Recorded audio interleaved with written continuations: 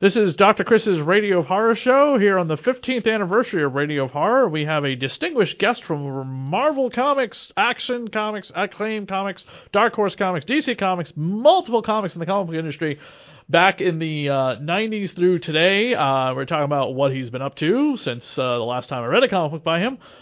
We met him at Terrificon. We have D.G. Chichester on the show with us, otherwise known as Dan. Thank you for coming on the show with us. Hey, Chris, thank you for having me. I realize now DG must stand for Distinguished Guest, so that's what I'm going for. That was the joke, and I'm glad you picked up on it. But thank you for having me. The biggest reason we'll have you on the show is because we met you at Terrificon, but I was a huge fan in the 90s of the Night Stalker comic book. So when I had a chance to find out that you were going to be at Terrificon, I was like, oh, I've got to meet him and have to have him on the show because the Night Stalker comic was fantastic in the beginning. And towards the end, it obviously got canceled for a reason, but you left before the cancellation. But what I also didn't know, in finding this out recently, Horror Hound magazine published a book through Kickstarter last year, and it finally just came out, called Halftone Horror, The History of Horror Comics Based on Media Properties. So like Jason, Freddy, Chucky, Dracula, Wolfman, Frankenstein, Friday the 13th, The Night of the Living Dead, and Hellraiser. And you did several of the Hellraiser comic books.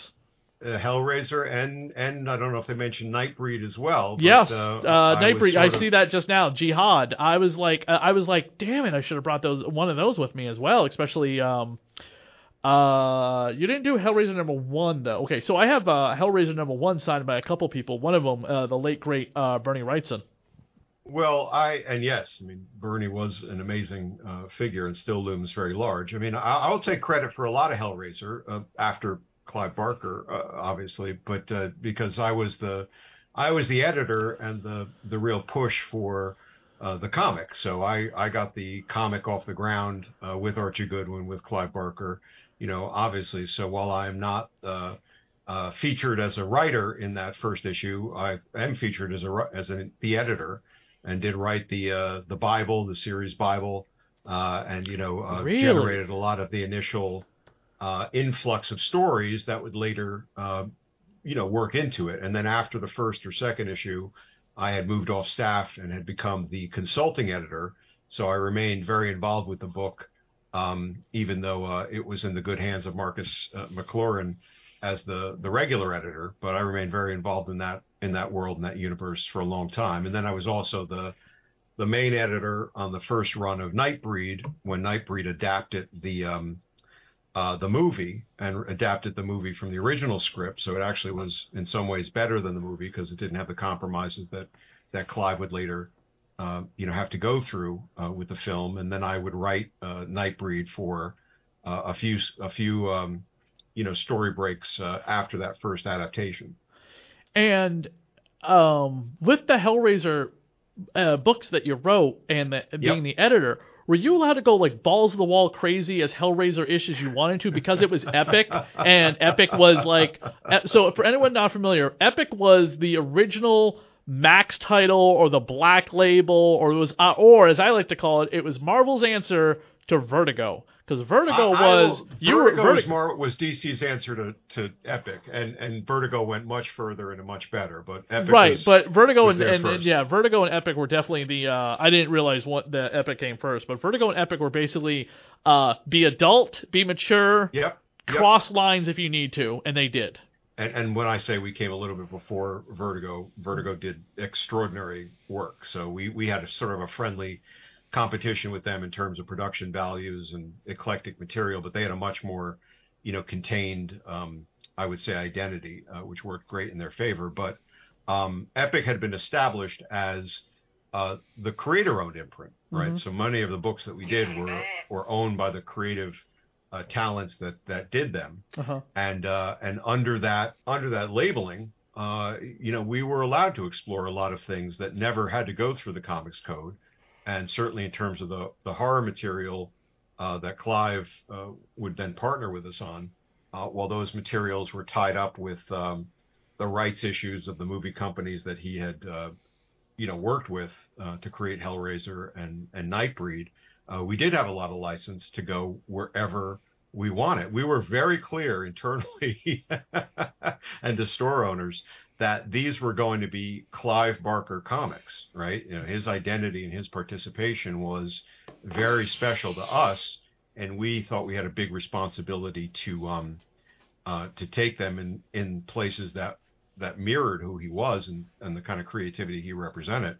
That said, that first issue of Hellraiser had a story in it by Jan Strinad and who was the artist? Was it Bernie? I can't remember. It might have been Bernie on that first story called The Warm Red, which in comparison to today's things is an episode of Sesame Street.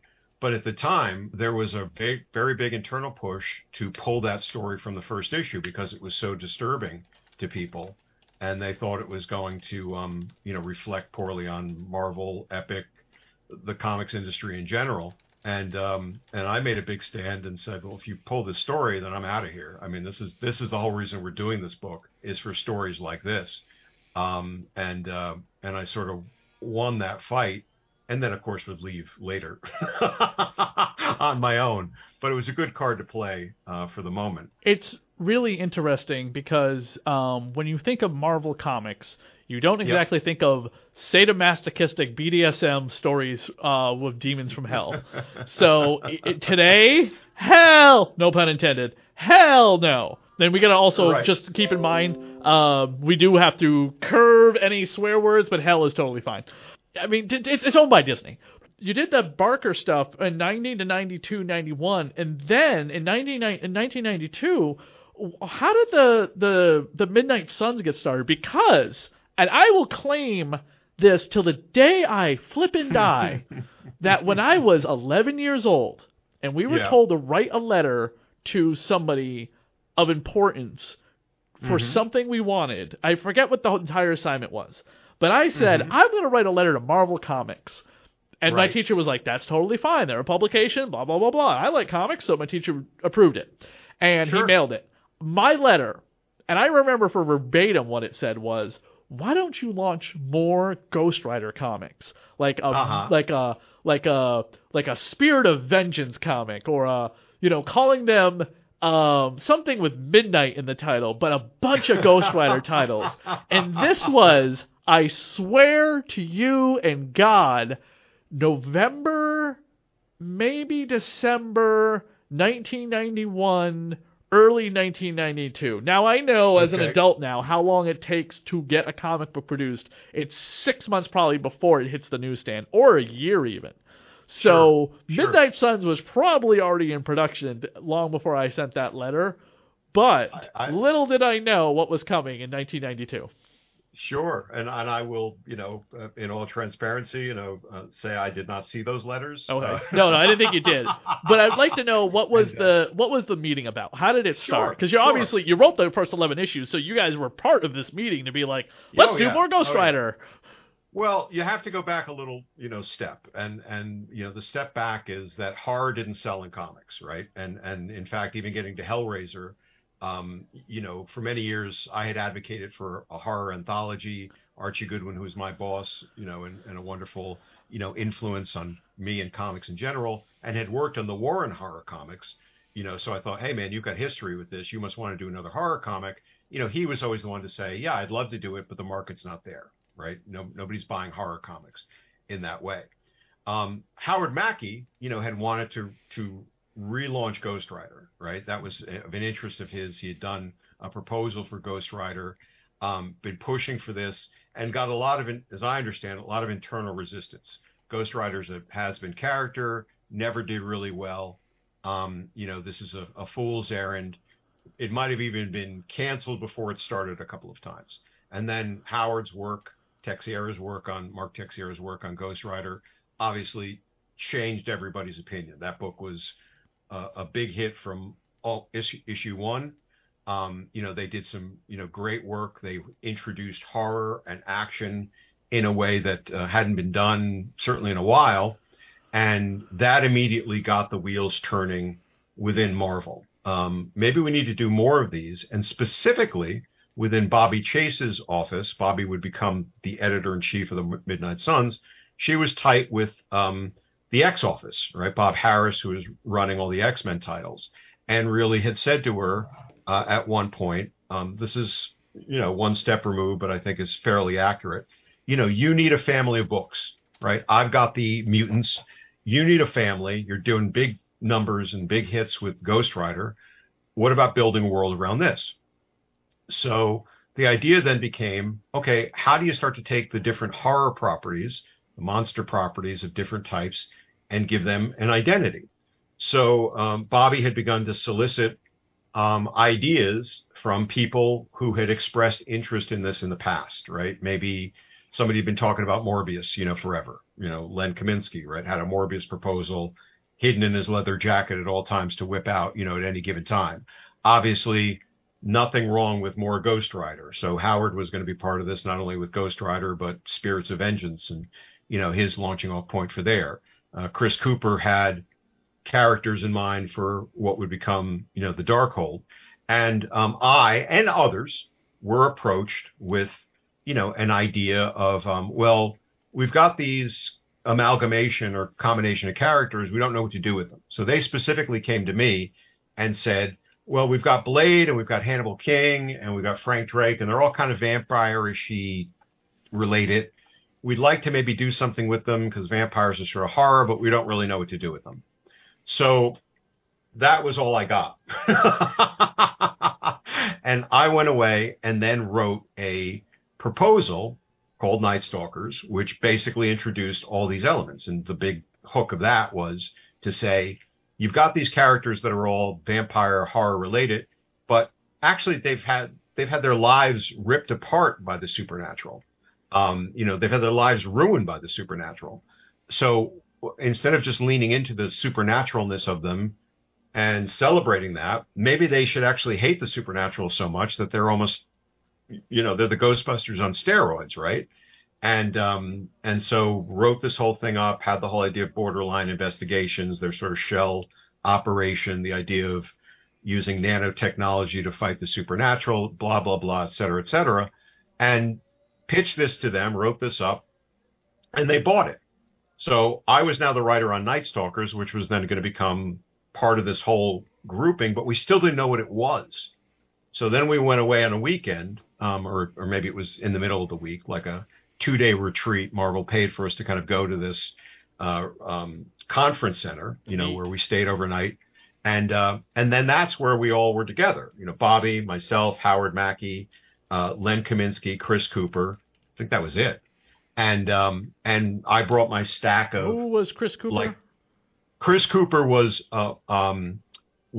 Bobby's assistant, editor, but was also then would be the writer on Darkhold. Okay, right. He had pitched the Darkhold idea. Yeah, so she knew it the separate. I think is the most underrated of all your books.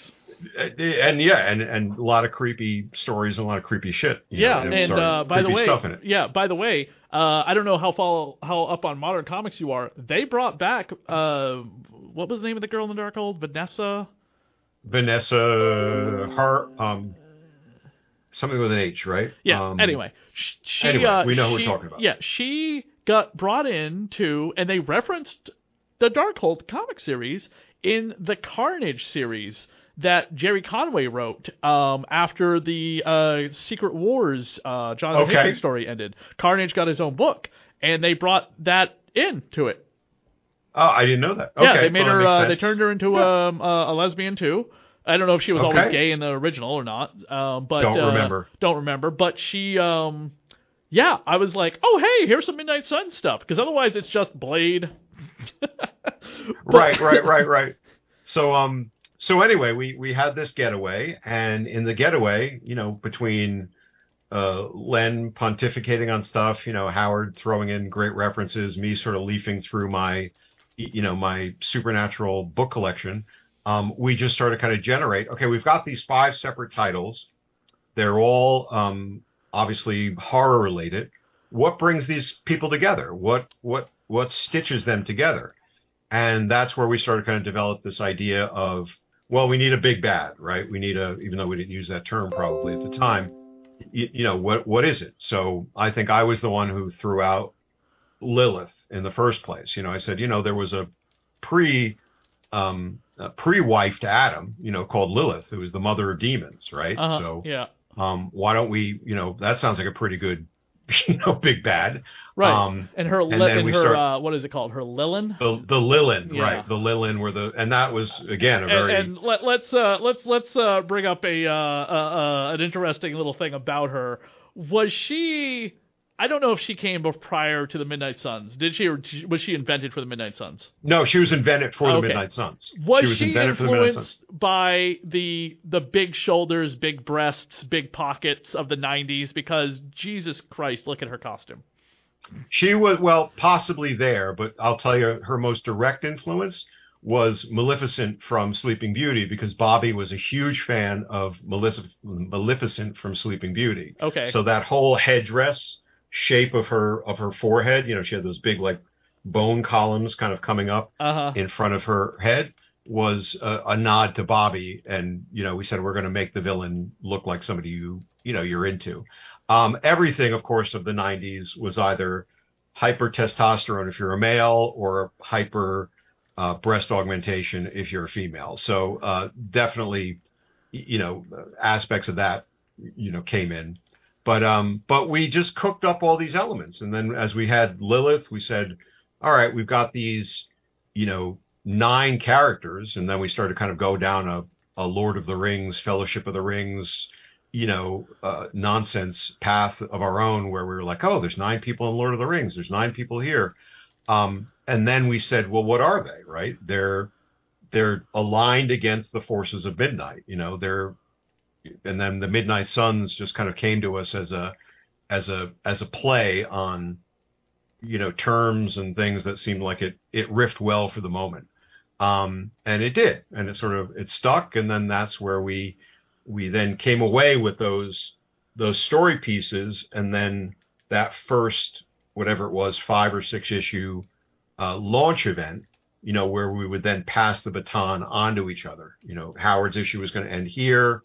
I had to pick up the baton in Night Stalkers or whatever and get to a certain, point in time to hand it off to Chris. And then Chris had to pass it off to Len, or whatever the sequence was. I think I actually had the last of the baton pieces. And so we worked up those beats, and because we were all really friendly when it was really a great group to work with, we could just then trade stuff back and forth and say, Howard, I'm going to do this. And Howard would say, great, I'll do this instead.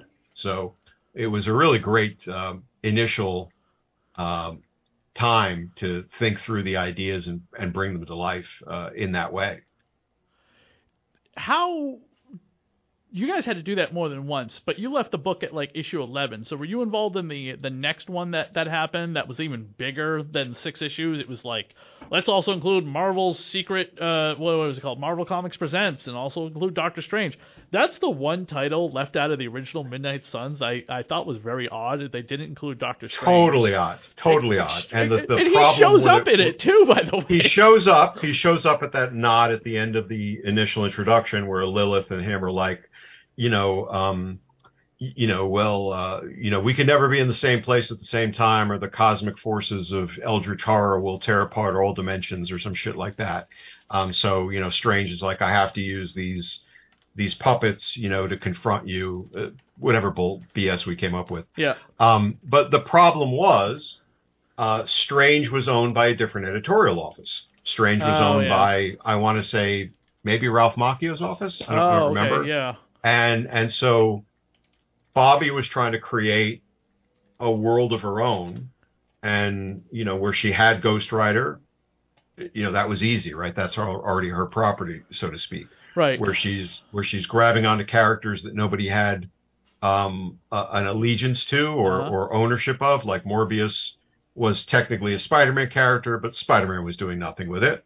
Drake and Hannibal and Blade were a mishmash of probably different ownerships.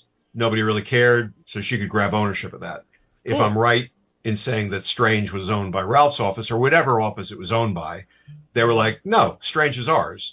You don't get to take him over full bore. Yeah. You want to do a little bit of use of him, maybe we'll acknowledge that. But that's the real reason. And he's the odd man out. Why would you have this huge supernatural world and this huge supernatural event space and not have Strange, kind of at the center of it? But that's the real reason behind it. Nowadays, that would never happen. Strange would be the focal point for the launch of everything. If it was an event. Yeah. Now, in saying that, in September, Midnight Suns is launching, and it's going to be it's going to be Blade, of course. It's going to be the Native American Spirit Rider, Ghost Rider, Wolverine for some reason. Makes a lot of sense. Oh, this is the new Midnight Suns with the SUNS instead of the SONS, right? And honestly, this is also, look at the cast in this game, in this comic. Also, the lesbian witch from Runaways, whatever her name is. A lot of these characters look like they're going to be in a video game coming out as well. Which they are, right? That's right. The game from the makers of XCOM, right? Nico, by the way. Nico is her name. I just looked it up. I like that character. Goth chick who's, like a craft, like in the craft. And it's just like, is one just promoting the other, or are they, but whatever. I'm going to buy both. I'm excited. I'm excited for the Midnight Suns game. So when they did Night Stalkers in the Blade film, were you excited, or did you look at that and go, Jesus Christ, what'd you do? A little bit the latter. It's sort of like you're calling them Night Stalkers, so do I get anything? No, I guess not. But and it wasn't really that, so I didn't really know where they were going with it. It seemed like somebody had picked up an issue and said, here's some other new element we could introduce into it, but didn't really play it out, as far as I could tell, in the right way or the same way. So, and that was the third Blade film, right? Blade Trinity. I didn't pay as much attention to as the first two, to be honest. Why did you leave Night Stalkers? And is it just because you went on to did you go on to Daredevil right after that? No, I was writing Daredevil concurrently or, at the same time. No, it was just, it was, editorial fiat. I had written a scene in Night Stalkers that, when new artist was coming on, Ron Garney had left the book. A new artist was coming on, and I had placed Night Stalkers in Boston thinking, well, Boston's a kind of a city rich in history. Maybe we can play up some graveyards and ghosts and stuff that way and not just be New York again or a very typical city. So I always tried to work in, even though I wasn't a Boston native, I always tried to work in elements of Boston. There's some scenic areas in Boston and locations. And I had set a scene in the proximity of, if you've ever been to Boston, there's a giant Citgo neon sign. It's kind of in the center part of the city. It's kind of a well-known landmark. And so I had set a scene there to just try to give it some visual distinction. And I got the pages back from the artist, and instead of the Citgo sign, it was just an alleyway, like a alleyway with some fire escapes, which seemed terribly uninteresting to me. And I called the artist up, who I didn't really know very well. We had only worked together, a handful of days or weeks. And I said, hey, what's up with this? And he said, geez, the editor told me to change it. And this was a new editor. Bobby had stopped editing the book directly, had put it on to whoever was doing it at that point. And the editor told me to change it. I said, well, geez, we're supposed to be partners here. Like, don't you think you should talk to me? It's like, take it up with the editor. Like, clearly he didn't want to be, in the middle of something or fired or whatever for not listening to an editor. So I was like, okay. And I called up the editor and I said, hey, what's up with this? It seems kind of weird. You change this and never discuss it or whatever. And she just said straight up, clearly you're not a team player. You're off the book. Oh, geez. It's like, what the F are you talking about? Yeah, thank you. and it was just kind of a shocking thing. We got some real behind the scenes of 90s Marvel. I was thrown. At the same time, I was like, yeah, whatever. I'll pick up on other things, and which didn't quite work out. But it was not what I expected, and I got, unfortunately, no support from Bobby on other fronts. You know, having worked with her from the Who was beginning of the it. editor-in-chief of Marvel at the time? Tom DeFalco? Might have been Tom at Okay. that point. I would have to track back. I think it was still Tom. This that was would've been- before the fall of Marvel Comics in 1996, the death of Mark Yeah. Gruenwald, there's just like the absolute just distaste for the comic book industry due to big pockets, big shoulder pads, big boobs, and a lot of foil covers just killed it. And oversaturation of the market killed a lot of things, right? Do you know what's going on right gimmickry. now? Do you know how many freaking alternate covers come out for every Yeah. stupid first issue? It's ridiculous. And I'm like, this is what Right. killed the comic book industry years ago. Why isn't it killing the comic book industry now? I don't get it, you know. And then, of course, you know, the biggest thing responsible for the fall of Marvel was Spider clones and Daredevil's stupid armor. No, I'm kidding. Hey, don't diss the armor, man. And I never called it listen, armor. by I the loved way. the armor. You know, I thought the look was really cool. I have action figures with the armor on it. So I honestly thought the armor was really like a different look for Daredevil, and it was really cool. What's from your own mouth? What's the story with the armor and why they decided to make Daredevil's life a mess? Well, that was me. I mean, you know, me and Scott McDaniel and the Daredevil Was he getting offices. Daredevil was getting a little too cushy in his life? You were like, all right. Well, monkey wrench. also, you know, you have to think about when you create stories within a commercial enterprise, whether they're horror stories or a Daredevil story, you're dealing not only just with the story you want to tell, but also what are the commercial conditions. So we have been trying to get promotional attention on Daredevil forever, right? You know, can you give us a poster? Can you give us a special cover? Can you get us an interview? Can you get some attention on this guy who's not a mutant, who's not a spider, who's not an alien symbiote? Mm-hmm. Can you please just give a little love to one of your tentpole characters? And the answer was meh, maybe, but mostly no, right? You know, so we had to generate, and then there was a Miller book coming out, a Frank Miller book, The Man Without Fear, which was, you know, Daredevil Year One, essentially, you know, coming out at about the same time as what ultimately would be Fall from Grace. Right, yeah. And Miller's book was getting every bit of attention that you could possibly throw at it. And, you know, I was making a stink and saying, like, listen, you know, I'm not dissing Frank Miller. He's going to do a great job. But you can't basically say the only time your character is relevant is when Frank Miller is writing it, which is essentially what they were ceding to. So we just said, we've got to throw everything we can, everything at the Hell's Kitchen sink at this book. So that meant, you know, guest stars. That meant turning his life upside down yet again, which is sort of par for the course for Matt Murdock, and also, you know, a costume change is a gimmick, but it's a gimmick that gets some attention. And so, you know, all these things we threw at it were things that ultimately did drag something of a spotlight back onto Daredevil for a window of time at least, and we were able to, you know, leverage that successfully. So, you know, some people seem to think, oh, this was forced on you. This was, you know, but no, I mean, I was a central part of these decisions for it felt smart reasons at the time. And, you know, I stand by them. The one thing with that costume, as I've said to people over the years and even just the other day, the problem with it was the only person who could draw it successfully was Scott McDaniel, because Scott would draw it, who was the artist who would draw it coming out of the body, and other people would draw it as if it was bolted on top of the body, which was sort of against the grain of the costume and also the character of Daredevil a bit.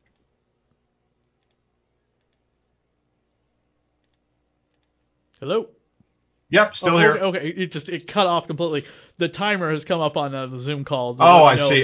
But yeah, you just stopped talking. I was like, wait, what happened? Nope, that was it. Do you want to log back in? And No. We're done. We're good with the time, just because there is another interview I have to get to. But I wanted to. Okay. Hold on one quick second. I'm trying to bring up the Zoom call to see what the time limit is on it, and it's not. It's usually 40 minutes since like. Yep. Yeah, I just jumped into it early. I was just trying to see what the thing. Oh, there's an ad on frickin' Zoom already. Okay, we got like 6 more minutes, so we're good. When So you're doing the Daredevil storyline. Are you forced to include the characters you did because they're not necessarily Daredevil characters? It's like Venom shows up in Morbius, and I was like, yeah, we chose from characters that we thought either had commercial appeal, like Venom, or characters that sort of fit within the framework of the story. And Morbius was a scientist, and part of that storyline was, a strange, viral science. So it was a combination of, who's going to get us some attention, and who's going to, be an interesting riff on the story. So somewhere between the two. But no, nobody saddled us with anything on that story. We were free to make it work or screw it up pretty much on our own. And we probably did a little bit of both. One title on your bibliography that I'm not familiar with is Terror Inc. I've seen the character before. Oh, really? But I know as a horror, nothing. Yeah, I know. It's horror fan, that would be right up your alley. I know. It's never been a character that I've ever latched onto, other than I think I've got a couple Marvel team ups he's in. The team ups, I don't know about, but you might enjoy it. Terror Incorporated was a character that was actually kind of created for another universe within Epic initially, called the Shadow Line, and then I was asked to bring him into the Marvel universe. At one point, he was supposed to act as almost like a crypt keeper character and sort of draw together a lot of different horror characters, like Werewolf by Night or Blade. In some ways, he was the proto Midnight Suns before they decided to run all in on the Midnight Suns stuff. But his shtick, which is still kind of unique to this day, I think, is he's an assassin, he's a mercenary, for hire, but he's a bit of a boogeyman. And as a bit of a boogeyman, he's kind of rotting, and he has the ability to grab other people's body parts, like their arm, their eye, their ear, and he immediately can attach that to himself, and in doing so, he gains the physical attribute of what they can do. So a sniper's eye might allow him to zero in on a target, for example. A kickboxer's legs would allow him to have that fighting skill. But he also gets the emotional baggage of that person. So he's got the sniper's eye, but he's also overcome with the emotional thoughts that person had about their daughter, in the birthday party that they were missing for the daughter because they were, off sniping something. So he was a very sarcastic, erudite, boogeyman. And I was describing him the other day, actually, and Carl Potts, who was one of the editors I worked with, said, so he's essentially you, But that's his routine. He was a fun character, one of my favorites. Cool. So, and as a horror fan, while it's not an outright horror title, there are definitely some horrific aspects to it you might dig. Cool. Well, Dan, thank you so much for coming on the show and chatting a bit about your history working in comics. Really do appreciate it. My pleasure. Thank you for the invitation. Where can people find you if they want to reach out to you online? They can see me on Twitter at DG Chichester. I lurk there and occasionally say things as well. And then I have a newsletter, which I'm a little behind on, but they can find it at storymaze.substack.com. And that's a pretty good place to sort of follow my what goes on and, get in touch through there if anybody wants to. Fantastic. Again, thank you so much for coming on the show. My pleasure. Good luck with it.